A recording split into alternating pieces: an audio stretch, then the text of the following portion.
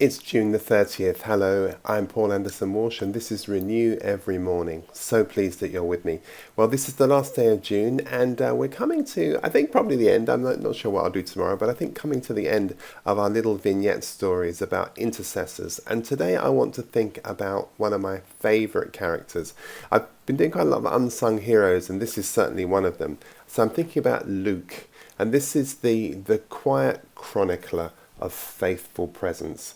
So here we have Luke, the kind of beloved physician. He's a loyal chronicler, isn't he? And he's just a quiet intercessor whose love was lived out in pens, in presence, and in perseverance. And here's my verse that kind of seems to sum up Luke. I was thinking about it yesterday when I nearly went off into a tangent when I was talking about Timothy, because I just thought about this verse from 2 Timothy chapter 4. It's so profound. Paul is coming to the end. This is one of his prison epistles, and he writes to Timothy, and he says, "Only Luke is with me. Everybody else has gone. Cretans gone. They've all disappeared. This one's gone to Thessalonica. This one's gone there. Only Timothy is left." And it's really a very powerful story, actually, because he says, "Send Mark to me." And it's such a wonderful, wonderful restoration, because Paul and Mark had a big blow up. Remember when we studied Barnabas a few weeks ago, whenever it was, I can't remember the day we did Barnabas. Paul and Barnabas had a fallout over Mark, because Mark abandoned the first mission, and it seemed like it was the end. Mark actually then becomes the amanuensis, the writer for Peter. And it's said that the Gospel of Mark is actually Peter's story. But Mark, of course, is the cousin of Barnabas, and he is estranged from Paul. But now in this final moment, Paul says, "Send him with me, send him to me." But he says this beautiful thing to Timothy: "Come before winter. Please come before winter. I need to have you with me. Just Luke's here." And you get this really interesting picture of of abandonment, don't you? But here we have one that Paul can count on, who is Luke. He doesn't ever walk on water, He doesn't heal anybody with his shadow. He doesn't preach to thousands of people. But without him, none of these stories would be known to us, because he's the quiet chronicler. He's the Bible blogger, if you like. He's the one who's kind of writing all the stories and keeping the diary and doing the narration. And of course, in the book of Acts, he says, "To my dear Theophilus, it seemed good to me to write an account of everything that had happened. And without him, we would never know." It's so interesting. As far as we can tell, I don't see it anywhere. He doesn't perform any public miracles. We don't see anything like that in Luke. But he gifted us these two most extraordinary volumes, the book of Luke and the book of Acts. And they are so foundational, those books. They are so powerful. So Luke is, I think he's love in quiet form. He's love with the volume turned down, I suppose you could say. He's love in ink, and he's love in staying. And it's a beautiful story. And so he is, if you will, the physician who paid attention. Let's think of him that way. He was a doctor. He brought the kind of precision, the physician's real precision to his faith. It's interesting. And he begins his gospel. Think about it. He starts with this. He says, "I myself have carefully investigated everything from the beginning, so that you could know for certainty the things that have been taught. I've documented everything. This isn't just some sort of random hearsay thing. No, I've done a careful, thorough investigation." And the word "carefully," I think, is a real hallmark of Luke. It's not flashy, it's not fast, it's just faithful. And it's in full detail. He doesn't spare anything, he doesn't spin anything. It's just faithful to the truth. But what is very noticeable about Luke, and it really stands out from the other Gospels, even the Synoptic Gospels, is how Luke seems to be faithful to the people on the margins. Luke's Gospel is the one that sees the people that other people overlook. He's the one, of course, he sees the poor. He has a particular focus on women, the lepers, the outsiders. Mary's Magnificat. The Good Samaritan is a Luke story. The prodigal son is a Luke story. The thief on the cross is a Luke story. The Emmaus Road's a Luke story, and they're very, very important because they're all about the marginalised, the outsiders, the others, and the gospel is a gospel of inclusion, is it not? And so what we see here is he sees Jesus, I think, almost as like the great reverser. He's the one that kind of sort of turns everything on its head, and because Luke saw it, we can see it too. That there's a possibility, there are hope for those of us who are outside, those of us who are other. And I think that's actually really beautiful. So for me, Luke does his intercession on paper, which is why I like him. And he preserves the stories that preserved us. He, again, rather like Ruth, is the friend who stayed.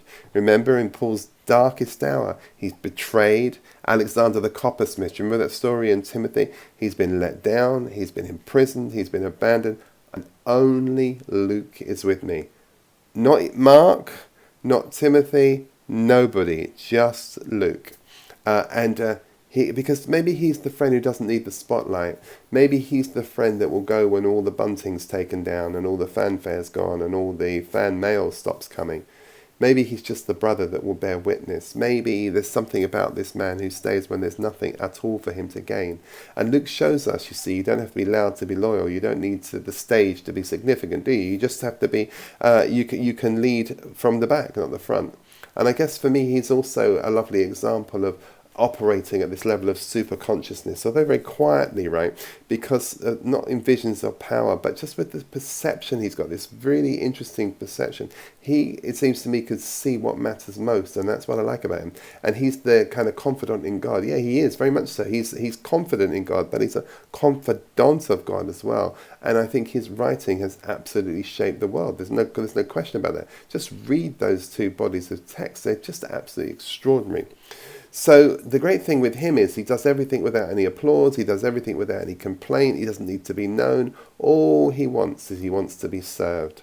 And so a few questions, I guess, for us to think about as we close out this series. And one would be, where are we being invited to just love quietly without any recognition? Who in our life just needs someone just to simply stay? And what am I doing to preserve the story for the next generation? And by the way, that's something as even as I say it to you, I kind of get a kind of check inside of my spirit. For so long I've been kind of playing around and working on a story that I want to tell about life in an orphanage, about what it is to be a mixed race child, particularly growing up in the 60s and 70s. And maybe that is something I need to really focus on, because it's about preserving a story into the future. So that's it really. Today's renewing thought, I guess, is this. Love doesn't always roar. Sometimes it writes. Sometimes it just makes the notes. Sometimes we need the poets as well as the prose, right? We need the poets as well as the power. We need those people that will just quietly support us through the written word or as well as the spoken word. So Luke was, if you will, the last man standing, and he was standing in love. You don't have to be in the limelight to be in the story. Luke tells us that. You don't have to be centre stage to be central to God's plan. Luke tells us that. When you choose to stay, when you choose to see, when you choose to serve, you become a chronicler of love. So, this is intercession through ink, and it's more powerful than you think. May you be renewed today. Thank you so, so much.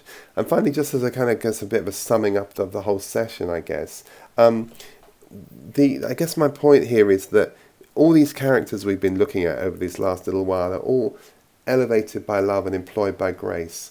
They didn't set out to be saints. None of them set out with that in mind, I don't think. None of them asked to be remembered, but each one, whether it's Ruth, whether it's Peter, whether it's Mary, whether it's Samaritan, whether it's the Samaritan woman or the Samaritan or the Good Samaritan, whether it's Elijah, whether it's David, whether it's Elisha, whether it's Barnabas, Aquila and Priscilla, Timothy, Luke, they all become part of this sacred company, intercessors in action, confidants in the divine, and they were everyday people who learnt how to love on the job. Did they get it all right? No, not really. Peter panicked, of course. David fell. Mary wept. Elijah despaired. The woman at the well hid. Lots of stuff. Barnabas disagreed. Luke went unnoticed. Priscilla lived quietly. Elisha led behind the scenes. Ruth had no status. Timothy had more fear and anxiety than we know what to do with. But still, they were entrusted. And still, they were not with tasks, they were entrusted with people. Not just with truth, but with love. And this is really what God does.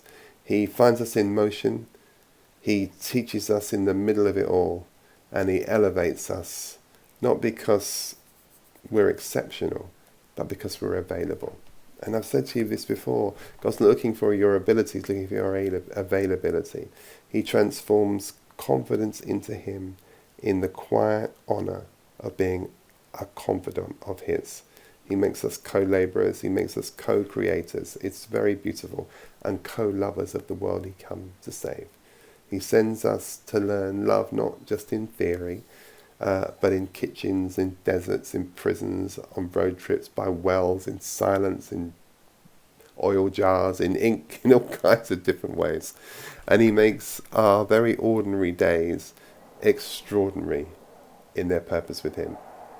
And this is what it means to love on the job. So may you be encouraged, may you be built up, and I hope that this series is of some value to you. And if it is, great, enjoy it, share it, subscribe, follow, and we'll do more next time.